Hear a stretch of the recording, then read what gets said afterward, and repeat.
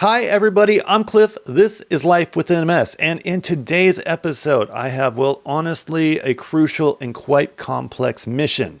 What is it? You know, healthcare is in complete chaos right now, and the funding and the budget thing is not helping. It was a mess before, but now that all that's on the table, it's even more of a mess. And what this does is it creates the perfect chaotic environment for scammers to step into the ring and take advantage of the chaos, really, is what they're going to do. And in this episode today, I'm going to navigate you through some of the complex landscapes of scams and schemes that are going to be coming out that we can expect to see targeting us, people with multiple sclerosis. And there's a reason for that. We're going to examine why the MS community seems to be such a high value target for scammers and fraudsters. And before we get started, just a quick favor, if you don't mind hitting that subscribe button below so that you get updates and notified when we release new videos, it's awesome. If you're new to this channel, I have to tell you, the community is absolutely insanely awesome. They leave wonderful comments below, and there's a lot to learn. It also makes living with MS a lot less lonely. All right, now back on track. All right, so it is a toxic mix, isn't it? I'm talking about clinical depression, anxiety, and also financial pressures that most other people don't have. This is what MS brings into our lives. And with that is the opportunity to take advantage of someone that has to deal with all those. Added to that are symptoms and everything else that's going on around us and the cog fog. And suddenly we kind of lose track of where we are and what we're doing. And there is no better recipe for taking advantage of someone than that combination of things right there. We're going to be talking about medical deception. We're going to be talking about false hopes, and we're going to be talking about fake cures today because they're all out there and they're coming out of the woodwork like crazy. How can you identify them? What can you do about them? And how can we avoid them? And most importantly, a lot of these things can not only cause like financial issues, they can cause serious physical harm. We'll talk about that. And they damage the legitimacy of our already kind of unstable healthcare system. And we're going to talk about the sophisticated identity theft stuff that's going on right now that weaponizes the very healthcare system we rely on to where we're basically scared to interact with it at all. All right, so why multiple sclerosis? What makes us such a tasty target for fraudsters and scammers? Well, it's basically the disease itself. The day-to-day is difficult. The symptoms come and go, and it's a chronic condition with no cure. So if you're going to step in and offer somebody hope that they can't get anywhere else, we're kind of low-hanging fruit, and that's not good. To top that all off, we have things like DMTs, which don't cure the disease. They may temporarily stop it or permanently stop it, but again, it's not a cure. So there's this unmet need, a desire for cures that fraudsters have decided to step in and try to fill. It's basically a massive market in a vacuum. And that makes hope and cures and stuff like that a premium commodity and kind of easy to sell to us. To add to that fire, you could throw on clinical desperation and a deep-seated need for like pain relief.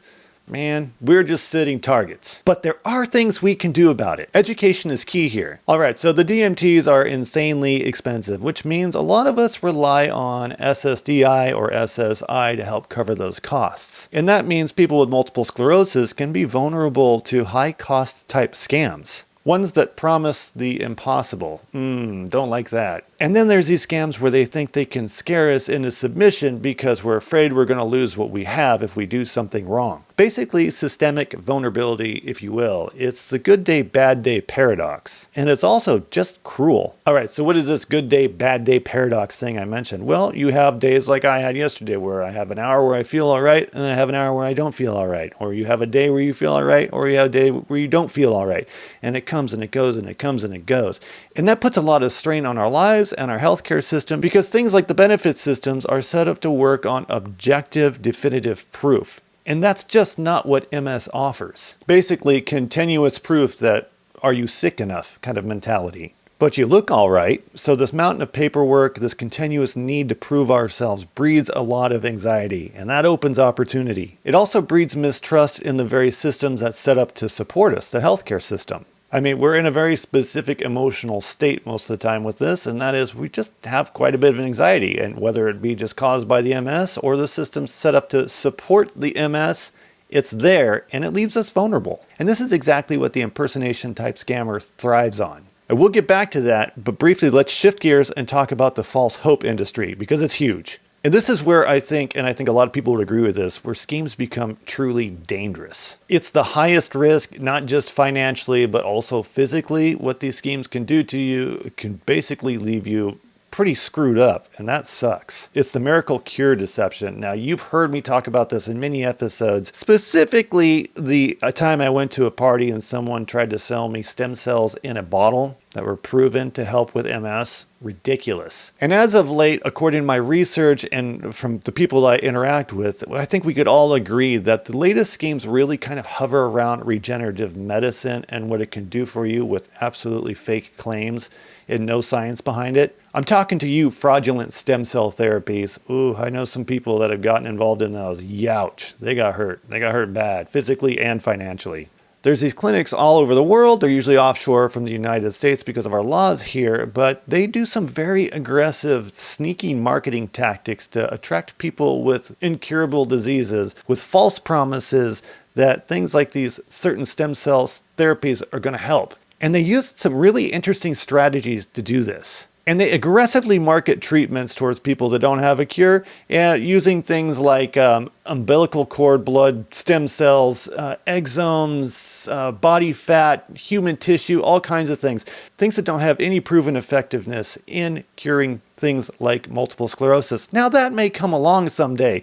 So from my standpoint, until they can prove it, it's fraud. And the price for some of these procedures is absolutely astronomical. And you would think that alone there would be enough to deter people. But when you're selling hope, and when you pretend like other people have benefited from that hope, think patient testimonials, people will pay ridiculous amounts of money to purchase your hope. Because as someone who has MS, I can tell you we don't have a lot of hope. And if I think I can trade you money for hope and get something out of it that looks like hope, I might do it. And a lot of people do. And that's really sad. So if someone wants to charge you $15 or $60 or $80,000 for the chance that you're going to walk better, and you know you're facing the rest of your life walking like you currently do and you just can't even get around, might seem pretty reasonable. The problem is it's a total scam. Not only are you going to be broke, but you're still not going to be any better off than where you are physically now. And one of the telltale signs that I see over and over and over with some of these stem cell things is basically they say, oh, doctors don't want you to know this, or Big Pharma doesn't want you to know this. That is guaranteed to be a scam. And also, when you click on their websites, it says something to the tune of like, buy now or miss your chance forever, right? There's a call to action instantly without any time to think about it.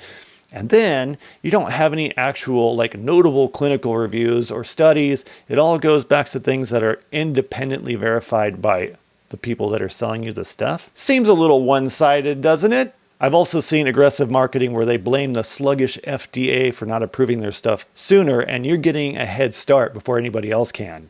That's a good one. Not. So look for those things. If you think you're going to get scammed, this is one way of identifying a scam. And just as a side note, I don't know of, and I might be wrong about this, but I don't know of any stem cell therapies approved by the FDA.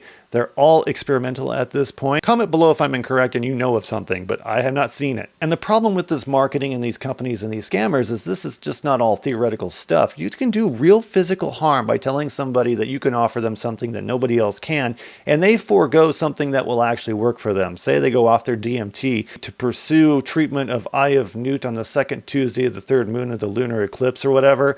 Whatever that scam is you're selling to them, that's time off of a proven drug that is going to stop the progression of their MS. And there are people that I know that have backed off their actual prescribed DMT to go chase something else that's not proven just because it's used in another country. And usually those countries they're talking about are somewhat questionable in their regulatory environments. And I should mention, I do know a few people that got stem cell therapy stuff in different countries, and they came back way worse off than when they left. And some of them had life-threatening infections that have screwed them up permanently. So I just want to throw that out there. That's just been my experience. Again, I'm not a doctor. I'm not a healthcare provider. I'm just a bald dude with multiple sclerosis reporting my layman findings here on YouTube. I'm concerned with the current state of the country. I think people are going to start getting desperate and scammers are going to start seeing that desperation and they're coming for us. So we need to be prepared. And now we can move from bogus stem cell stuff to supplements, which was the first thing that came my direction when I was first diagnosed. But I tell you, they came out of the woodwork from all over the place, out of the shadows, I should say. And here are a few of the issues with the supplement industry here in the United States, is a lot of these really savvy marketers for these bogus supplements.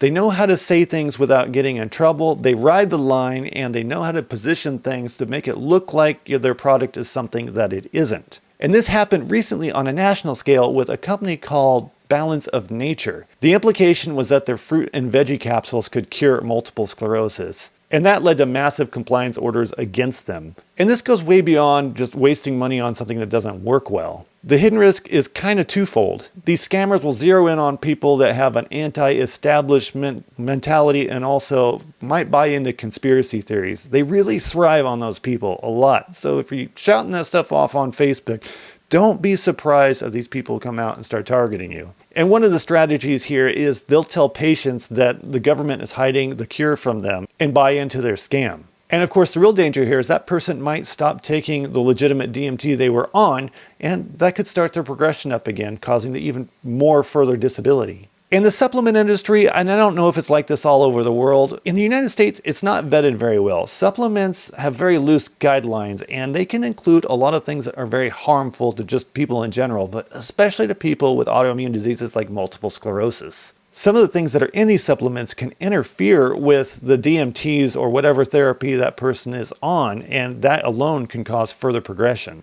All right, so let's look at this. We have immense pressure for a high hope, high cost kind of cure thing, right? Often fake treatments, if you will. So the next question is, what happens when the system actually designed to pay for these legitimate drugs becomes corrupted? And that brings us to the fraud that compromises the system itself, the drug supply chain and public funding. This moves us from fringe operators into systemic corporate corruption, or would that be misconduct, as they call it? And to see that, we could look at the 2022 Biogen case. This is a very powerful example here. Biogen ended up paying $900 million in fines because they were giving illegal kickbacks to doctors. $900 million, that's a stunning number. That's like the cost of a loaf of bread right now. A lot of us have heard of Biogen. I mean, they're popular in the MS circles, but let's get into it. How did this scheme actually work? Because this is interesting. And more importantly, how does this type of corruption really affect the patient in the long run? That's where I'm concerned. And the mechanism alleged was pretty much, to describe it easily, it was bribery, right? They were paying off doctors. But it was disguised as consulting fees and speaker fees, fancy dinners, that sort of thing. In the end, Biogen was accused of paying off physicians to prescribe its very, very expensive MS drugs, which were then billed to government programs, Medicare and Medicaid. Youch!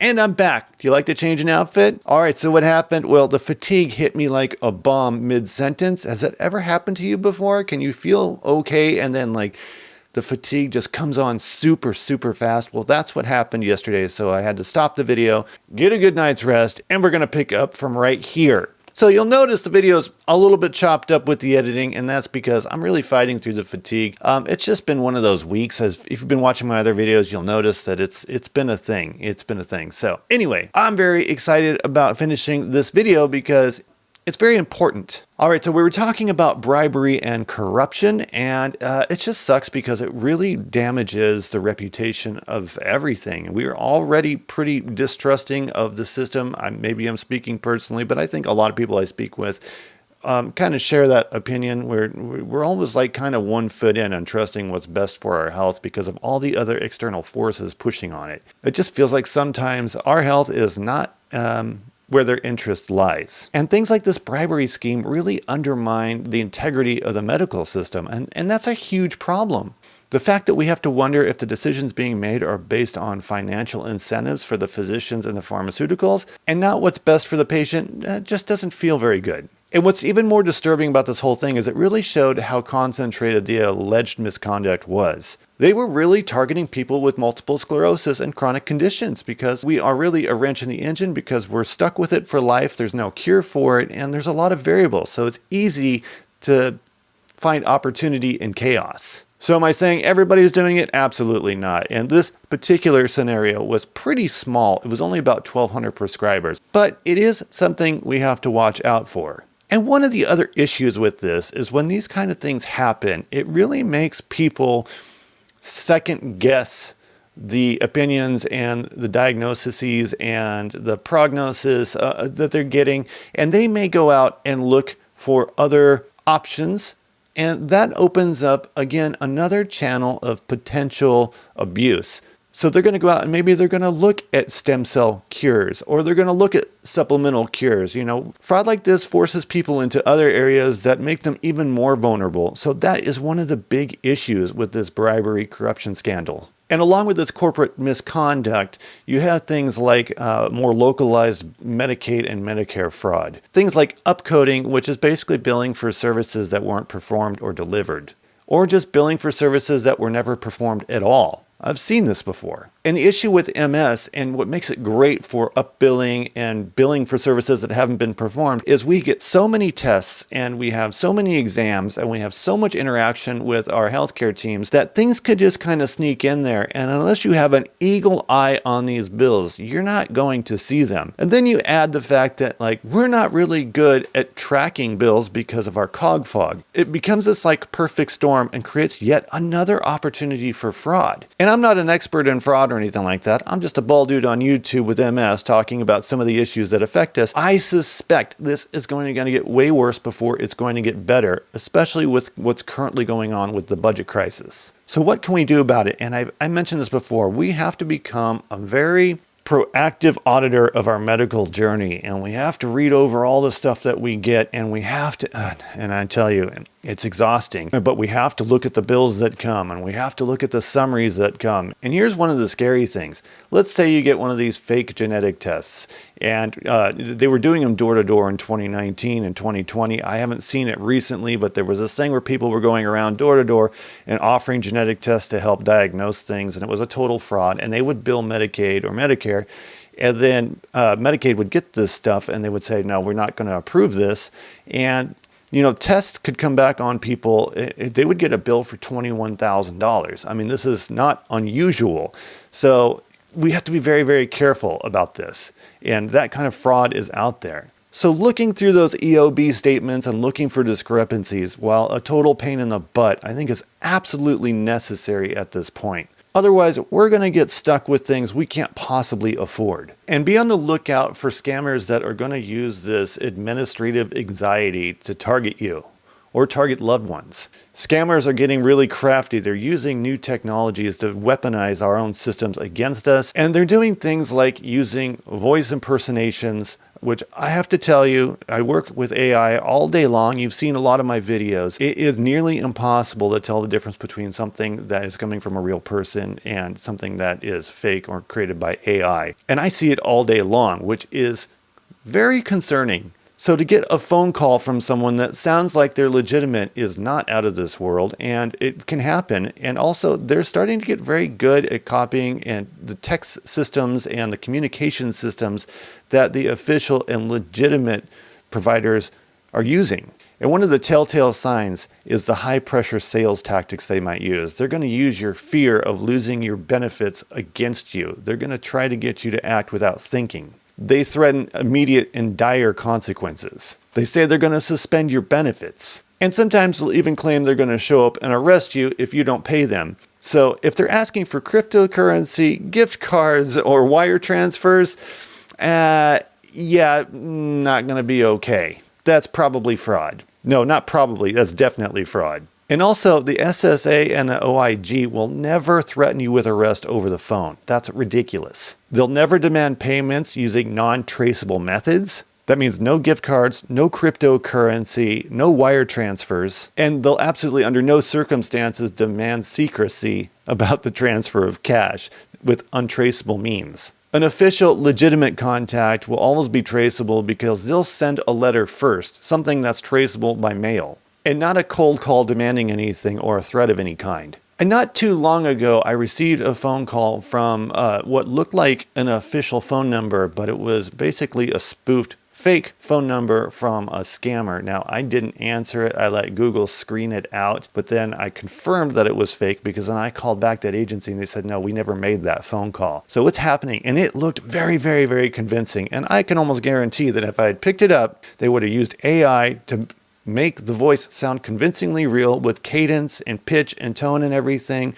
And they would have asked for money or some kind of call to action where they could have gotten money out of me somehow, some way down the line. For me personally, the only way I can tell the difference is I don't answer those calls. I wait for it to end, and then I call back the agency using the number that I know that I sourced and ask. And in this case, it was a fake phone call because I called the agency back and they said, no, we never placed that phone call. So that's one way to verify it. Don't call back the same number that called you, but call the number that you've sourced yourself. All right, and this next piece, I am going to read line for line from the report that I generated because I don't want to miss anything because I think it's really important. This is a very common fraud practice, and I want to make sure we're all aware of it. Okay, so you're getting, maybe specialized medical equipment delivered right to your home. Frequently, scammers know this and exploit it. They send targeted smishing texts, cleverly disguised as package delivery notifications from carriers like FedEx, UPS, and the Postal Service. I get these all the time personally. Oh, it's got a wrong address, or you need to pay some kind of customs fees, or there's some kind of tariff things that hasn't been paid. We can't deliver it until then. But what's the next action? Like, how do they take advantage of that? The text will claim there's a problem, maybe an incomplete address or small unpaid custom fees, like I just mentioned. It creates a sense of urgency, the pressure for you to click on a malicious link supposedly to fix the problem. It creates a sense of urgency, and then there's a malicious link on there. You click on it, it installs malware, and suddenly they have access to everything on your phone, and bam, you are in big trouble. So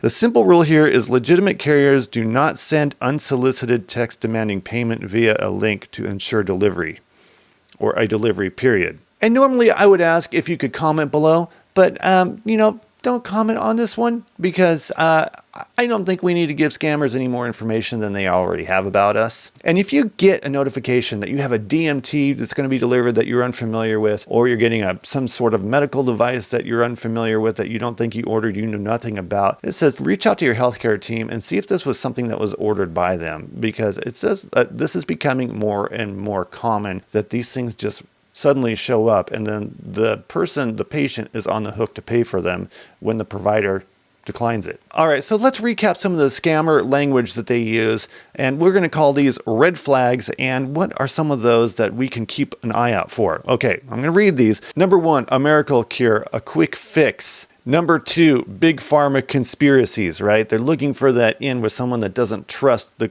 established network of providers. And remember, legitimate treatments are backed by scientific data that you can find. Published studies, not just testimonials that are on the sales page. And watch out for the aggressive marketing hype. Remember, we talked about that before. Hurry, act now before you miss out on an opportunity. So if you get one of these phone calls, hang up and then initiate contact yourself by finding a phone number or using the phone number you've used in the past, but not the one that called. And for me personally, when I get statements to help identify some of these fraudulent charges, which we've caught in the past, I have Andrea look over all of it. She's got a really good brain, and she definitely notices inconsistencies and stuff.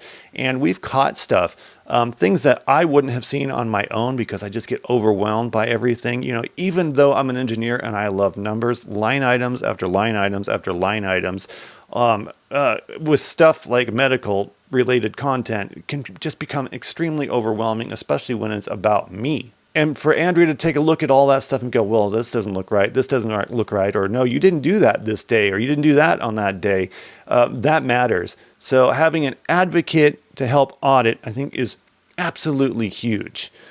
And one thing I found over and over and over again while putting this report together is once somebody has your Medicare ID number, they can do a lot of damage and cost you a lot of money.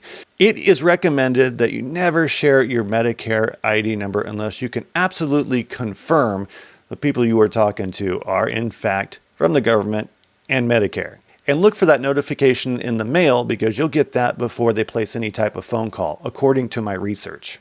And before this video gets way too long, and I'll probably make a part 2 to this at some point, if you guys are interested in it, just click that like below. Make sure you subscribe. I'm going to wrap it up here. We are, there's a lot of frauds going on out there right now, a lot of fraud schemes, and they're going to get worse. But we are the perfect target. So we need to be vigilant. And I shared with you some ways we can do that. But use your brain. You all are very, very smart out there. I don't want to see anybody taken advantage of. We already have it hard as it is. We don't need scammers stepping in and destroying us financially as well. MS has done that in its own right. So if something smells fishy, sounds fishy, or looks fishy, it's probably fishy. Ew. Unless it's salmon. I like salmon. Salmon's really good. And as we saw, even large corporate entities that we have known to trust in the past can be led astray, and those are worth watching out for as well. I cite the Biogen case, but there are more of them out there. I hope you found this episode helpful.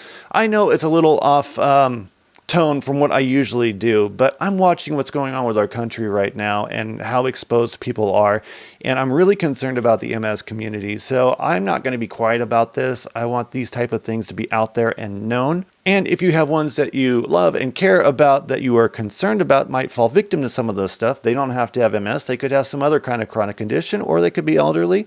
Feel free to share this video where they might be able to get some tips on how to protect themselves. I'll also link some sources below that provide official information on how to protect yourself. I'm Cliff.